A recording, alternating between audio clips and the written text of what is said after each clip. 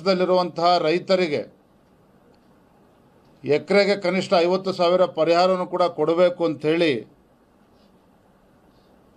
ನಾನು ಈ ಸಂದರ್ಭದಲ್ಲಿ ರಾಜ್ಯ ಸರ್ಕಾರವನ್ನು ಒತ್ತಾಯ ಮಾಡ್ತಾ ಇದ್ದೇನೆ. ಕಳೆದ ವಾರ ಮುಖ್ಯಮಂತ್ರಿಗಳು ಮೊದಲ ಬಾರಿಗೆ ಬೀದರ್ ಜಿಲ್ಲಾ ಪ್ರವಾಸವನ್ನು ಹಮ್ಮಿಕೊಂಡಿದ್ರು, ಬೀದರಿಗೆ ಬಂದಿದ್ದರು. ಬಸವ ಕಲ್ಯಾಣಕ್ಕೂ ಕೂಡ ಭೇಟಿಯನ್ನು ಕೊಟ್ಟು ಶಿವಲಿಂಗವನ್ನು ಕೈಯಲ್ಲಿ ಹಿಡ್ಕೊಂಡು ಒಳ್ಳೆ ಫೋಟೋಶೂಟ್ ಕೂಡ ಆಗಿದೆ. ಮಾರ್ಕೆಟಿಂಗ್ ವಿಚಾರದಲ್ಲಿ ನಮ್ಮ ಮುಖ್ಯಮಂತ್ರಿಗಳಿಗೆ ಡಿ ಕೆ ಶಿವಕುಮಾರ್ ಅವ್ರಿಗೆ ಡಿ ಕೆ ಶಿವಕುಮಾರೇ ಸರಿಸಾಟಿ. ಅವ್ರು ಯಾರು ಕೂಡ ಮಾರ್ಕೆಟಿಂಗ್ ವಿಚಾರದಲ್ಲಿ ಕಾಂಪೀಟ್ ಮಾಡೋದಕ್ಕೆ ಸಾಧ್ಯ ಇಲ್ಲ. ಆದರೆ ರಾಜ್ಯದ ಜನರ ಅಪೇಕ್ಷೆ ಇದೆ. ಕಳೆದ 3 ವರ್ಷದಲ್ಲಿ ಯಾವುದೇ ರೀತಿಯ ಅಭಿವೃದ್ಧಿ ಕೆಲಸ ಕಾರ್ಯಗಳು ಆಗಲಿಲ್ಲ. ಶಾಸಕರು ತಮ್ಮ ಕ್ಷೇತ್ರಗಳ ಅಭಿವೃದ್ಧಿಗೆ ಹಣವನ್ನು ಕೂಡ ತೆಗೆದುಕೊಳ್ಳೋದಕ್ಕೆ ಸಾಧ್ಯ ಆಗಲಿಲ್ಲ.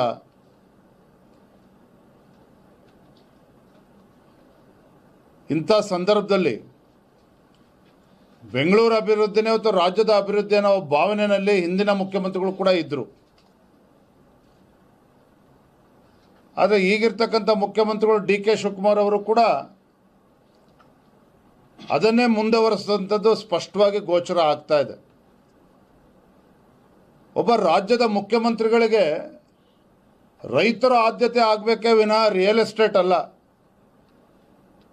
ರಾಜ್ಯದ ಜನ ಅಪೇಕ್ಷಣೆ ಪಟ್ಟಿದ್ದು ಈ ನೂತನ ಮುಖ್ಯಮಂತ್ರಿಗಳಿಂದ ರೈತರ ಸಂಕಷ್ಟಕ್ಕೆ ಸ್ಪಂದನೆ ಮಾಡ್ತಾರೆ ಅನ್ನುವ ಅಪೇಕ್ಷಣೆ ಇಟ್ಕೊಂಡಿದ್ದಾರೆ. ಬಿಡದಿನಲ್ಲಿ ರಿಯಲ್ ಎಸ್ಟೇಟ್ ಮಾಡೋದು ಕೊಟ್ಟಿದ್ದಿರಲ್ಲ, ಅದನ್ನಲ್ಲ.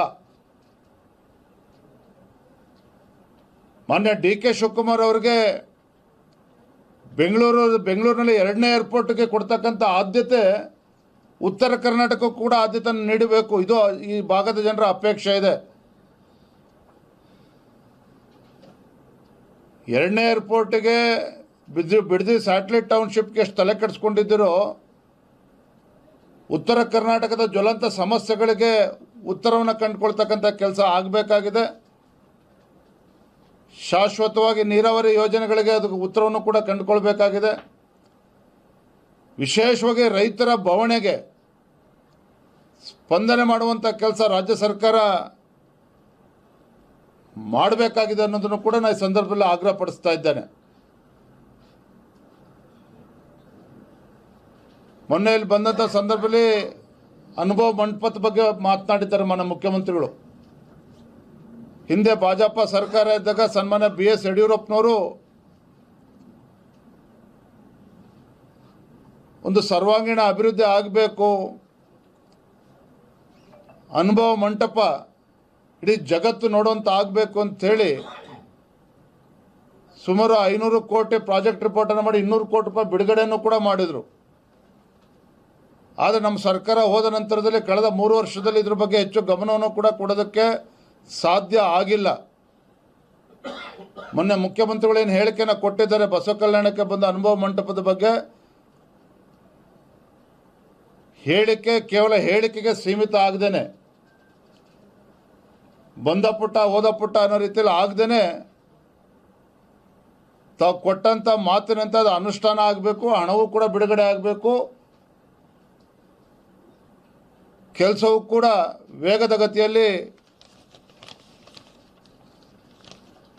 ಮುಂದೆ ಸಾಗಬೇಕು ಅನ್ನೋದನ್ನು ಕೂಡ ಈ ಸಂದರ್ಭದಲ್ಲಿ ನಾನು ರಾಜ್ಯದ ಮುಖ್ಯಮಂತ್ರಿಗಳಿಗೆ ತಿಳಿಸೋದಕ್ಕೆ ಇಚ್ಛೆಪಡ್ತೇನೆ.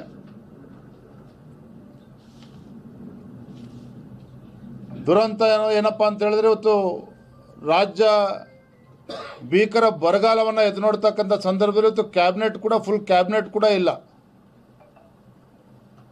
ಈಗಾಗಲೇ ಮತ್ತೆ ಶಾಸಕರ ದಂಡು ಮತ್ತೆ ದೆಹಲಿಗೆ ಹೋಗಿ ಬೀಡು ಬಿಡ್ತಕ್ಕಂಥ ಎಲ್ಲ ಸೂಚನೆಗಳು ಮತ್ತೆ ಗೋಚರ ಆಗ್ತಾ ಇದೆ. ಯಾಕೆಂತ ಹೇಳಿದ್ರೆ ಅವರ ಸರ್ವೋಚ್ಚ ನಾಯಕರಾಗಿರುವಂತಹ ರಾಹುಲ್ ಗಾಂಧಿ ಅವರು ವಿದೇಶ ಪ್ರವಾಸವನ್ನು ಮುಗಿಸ್ಕೊಂಡು ಮರಳಿ ವಾಪಸ್ಸು ಭಾರತಕ್ಕೆ ಇವತ್ತು ಕಾಲಿಟ್ಟಿದ್ದಾರೆ.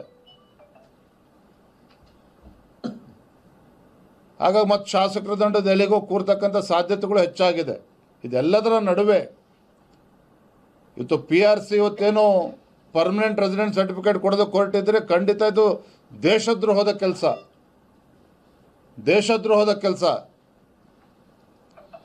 ಚುನಾವಣಾ ಆಯೋಗ ಇವತ್ತು ಗ್ಯಾರಂಟಿ ನ್ಯೂಸ್, ಸುದ್ದಿ ಖಚಿತ, ನ್ಯಾಯ ನಿಶ್ಚಿತ.